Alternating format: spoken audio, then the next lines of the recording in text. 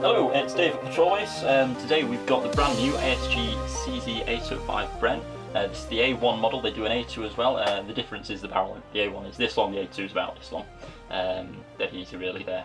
We're going to look today at a quick overview, the external features of the rifle, and then we're going to pull it apart and give you an overview of the internal quality as well. So the stock is adjustable for length. There are 4 positions to choose from. It folds to the right hand side of the rifle. You can remove it entirely if you wanted to, and the cheek rest is adjustable as well. The pistol grip has got a removable back strap. We believe ASG may be doing replacements in the future, or if you've got a 3D printer at home you could model something to go on there to fit you potentially better if you like, although it is perfectly fine at the moment. The magwell is the same. It does remove from the lower receiver. If you wanted to print something to fit standard AR type magazines, you could do. At the front we've got 3 wrist rails, they're 20mm, and on the top we've got a single monolithic rail that goes all the way front to back, so you can mount big sights on there if you want to. Okay, so we've swapped the rifle over. You can see there's no button, but there is a hinge on this side. You've got ambidextrous components still here, and the sights are flip-up type, spring-loaded, and they just operate like that, dead easy. You've got some writing here. It says, warning, read manual and safety instruction before use.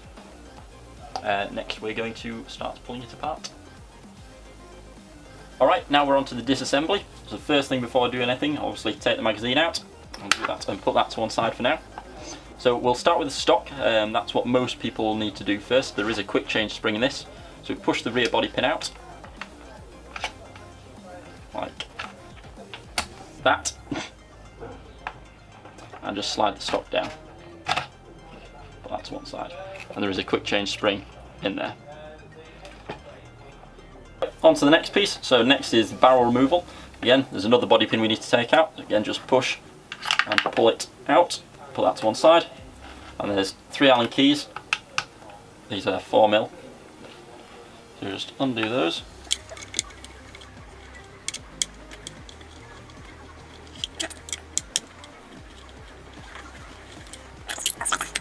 Flip it over and do the same on the other side.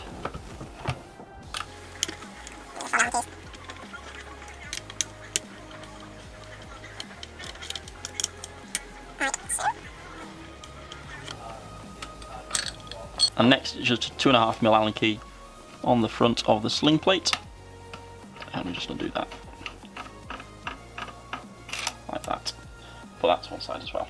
Okay, so now all we need to do is pull the outer barrel out. It's easier to pull the outer barrel out with the sling plate. You just need to ease it off gently. It just gets a bit stuck sometimes, and it's stuck again. There we go. So it just slides all the way forward, and make sure not to bend the inner barrel when you do that, and the inner barrel will just come out as well. The inner barrel tends to get stuck in, just resting on their nozzle. We'll put those together just so we don't damage anything when we're doing everything else, and put them to one side. Like that. Now to remove the lower receiver, all we do, turn it upright and shove it forward, and then should just lift out like that. Dead easy. Just while we've got this accessible, this is the hop unit. It is a rotary type. They're usually very stable. This one doesn't look like an exception to that. It does look like a well-built unit. There's enough friction to hold it in place, but not so much that it makes it impossible to rotate, which is just right.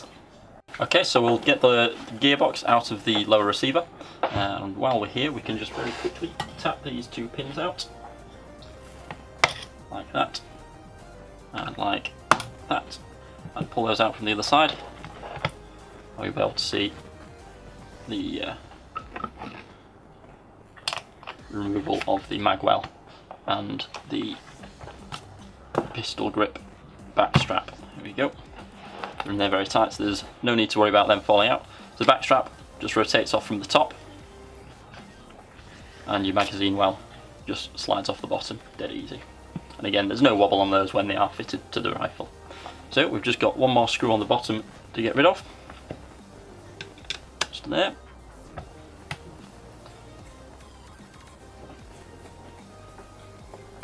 Like that.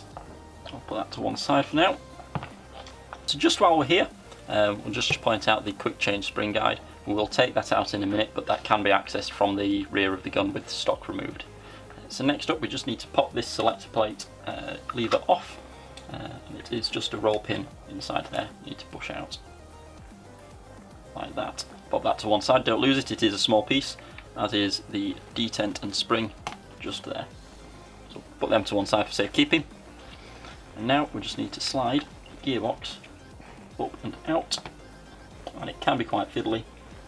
You do need to just lift a couple of the components over each other on the inside, like so.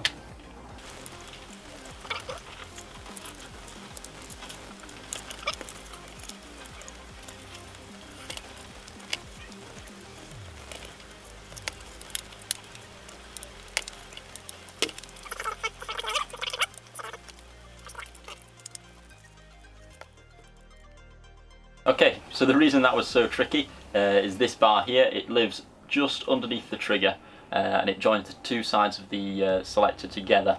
That rides in a slot in the inside of the lower receiver, and that needs to come straight up, which is tricky to do. That's why we suggest always using our workshop. We've got a lot of technicians here that have a lot of experience doing things like this. Make sure you don't break your own gun yourself, and that voids your warranty. So we've cut the video into two parts. With the amount of detail we've gone into, it's becoming quite a long video. If you'd like to watch the second part, the gearbox opening and review here, just click on that and it'll take you to that video.